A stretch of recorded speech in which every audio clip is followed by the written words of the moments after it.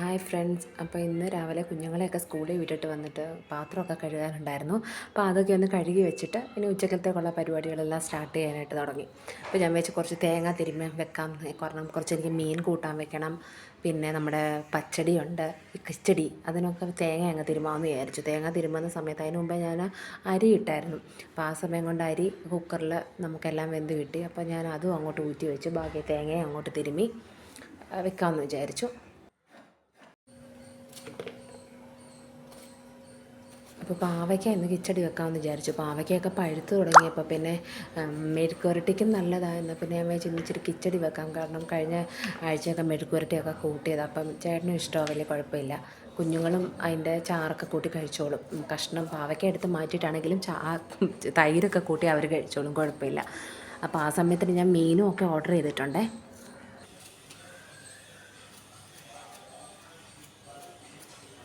പാവയ്ക്കെല്ലാം ഒരുവിധം നല്ല തിന്നായിട്ട് അങ്ങോട്ട് അരിഞ്ഞ് മാറ്റി വെച്ചിട്ടുണ്ട്. ഇച്ചിരി ഉപ്പൂടെ അങ്ങോട്ട് പുരട്ടിയിട്ടുണ്ട്. പാവയ്ക്കയിൽ ഇച്ചിരി ഉപ്പും പുരട്ടി നമ്മുടെ വെളിച്ചെണ്ണയ്ക്കകത്തോട്ട് ഞാനത് വറുത്തെടുക്കാനായിട്ട് വെച്ചു. അപ്പോൾ തേങ്ങ ഓൾറെഡി ഞാൻ തിരുമ്മി വെച്ചായിരുന്നല്ലോ. അപ്പോൾ ഞാൻ പാവയ്ക്കൊക്കെ ഇച്ചിടിക്ക് ഒരു 3 പച്ചമുളക് എടുക്കാം.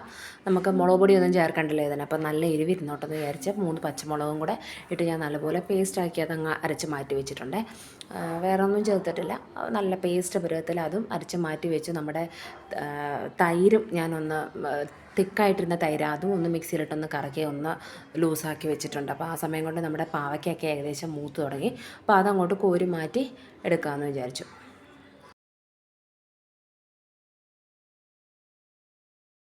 പിന്നെ ഒരു ഇച്ചിരി മഞ്ഞൾപ്പൊടിയും കൂടെ, ജസ്റ്റ് ഒരു സ്വല്പം മഞ്ഞൾപ്പൊടിയും കൂടെ പാവയ്ക്കകത്തോട്ട് ഇടാം. മഞ്ഞൾപ്പൊടി ഇട്ടില്ലെങ്കിലും കുഴപ്പമില്ല. ചിലർ മഞ്ഞൾപ്പൊടി ഇടും, ചിലർ മഞ്ഞൾപ്പൊടി ഇടത്തില്ല. എനിക്ക് ആ മഞ്ഞൾപ്പൊടിയുടെ ആ ഒരു നിറം, അപ്പം പ്യുവർ വൈറ്റായിട്ടിരിക്കത്തില്ലല്ലോ. അപ്പോൾ കിച്ചടി ചെറിയൊരു യെല്ലോയിഷ് കളർ വരും, അത് നല്ലതാണ്.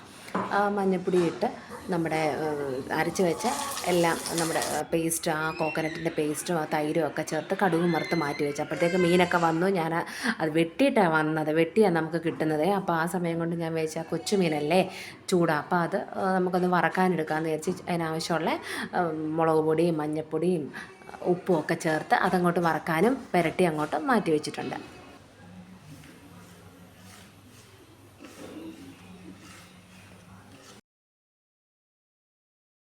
മീൻ വറക്കാനായിട്ട് ഞാൻ സൺഫ്ലവർ ഓയിലാണ് എടുത്തത്. അതിനകത്തോട്ട് കുറച്ച് നമ്മുടെ കറിവേപ്പിലയും അങ്ങോട്ട് തൂകി വെച്ചിട്ടുണ്ട്.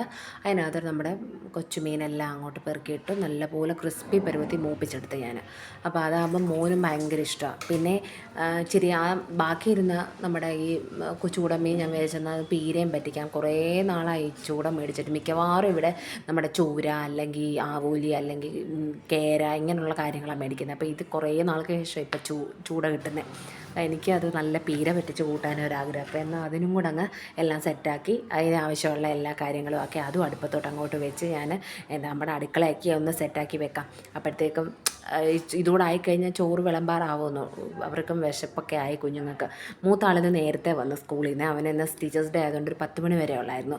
ഇളയാളെ പിന്നെ ഞാനൊരു 12 മണി കഴിഞ്ഞപ്പോൾ പോയി വിളിച്ചുകൊണ്ട് വന്നു. അത് കഴിഞ്ഞിട്ടാണ് മീനിൻ്റെ പരിപാടിയിലേക്ക് ഞാൻ കടന്നത് കേട്ടോ. അപ്പോൾ അങ്ങനെ ആ സമയം കൊണ്ട് ഞാനവിടെ ക്ലീൻ ചെയ്യുന്ന സമയം കൊണ്ട് എൻ്റെ മീനൊക്കെ നല്ലപോലെ പറ്റി നല്ല അടിപൊളി മീൻ പീര ആയിട്ടുണ്ട്. നല്ല കുടമ്പളി ഇട്ട് വെച്ച മീൻ പീരയാണ് അതും. പിന്നെ നമ്മുടെ മീൻ പീരയും വറുത്ത മീനും അപ്പം നമ്മുടെ കിച്ചടിയും കൂടെ കൂട്ടി ഞാൻ ഉണ്ണാൻ പോവാണ്. അപ്പോൾ ഓക്കെ, ബൈ, നാളെ കാണാം.